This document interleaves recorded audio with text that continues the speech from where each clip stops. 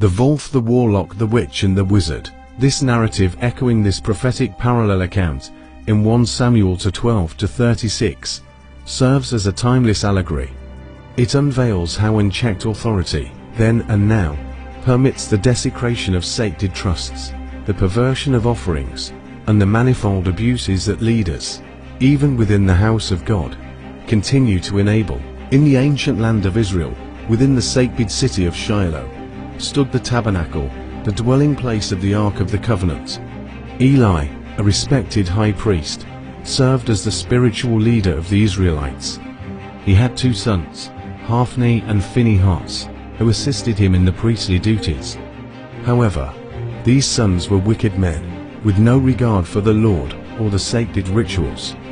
They would seize the best portions of the sacrificial offerings for themselves, before the Lord's portion was even offered, despising the offerings of the Lord. Hophni and Phinehas also engaged in immoral acts, sleeping with the women who served at the entrance of the tabernacle. Eli, though aware of his son's wickedness, weakly rebuked them, failing to take decisive action to stop their sacrilegious behavior.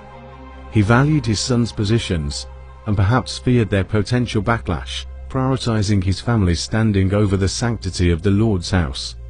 Meanwhile, a young boy named Samuel served in the tabernacle under Eli's guidance.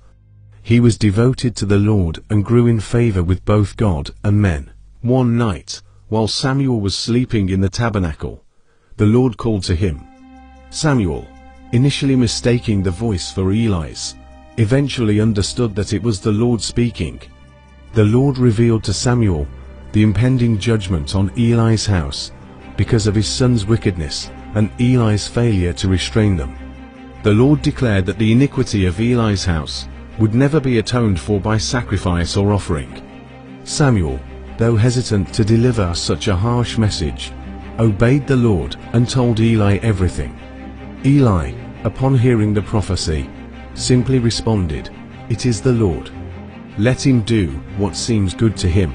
Soon after, the Philistines attacked Israel, and Hophni and Phinehas were killed in battle.